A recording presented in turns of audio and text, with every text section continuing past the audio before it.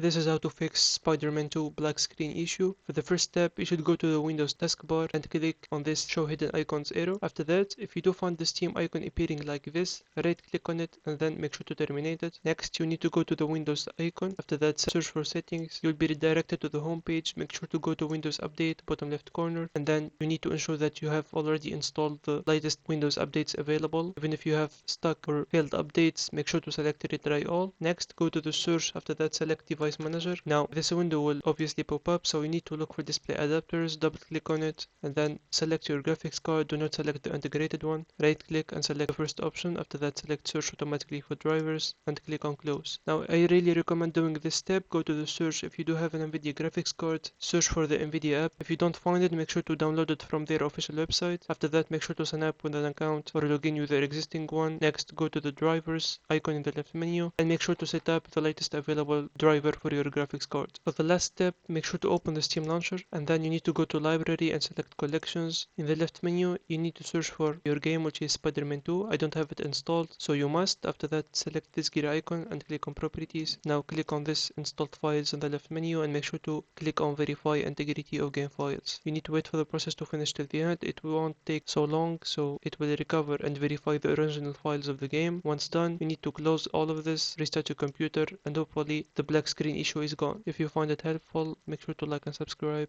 and see you on the next one.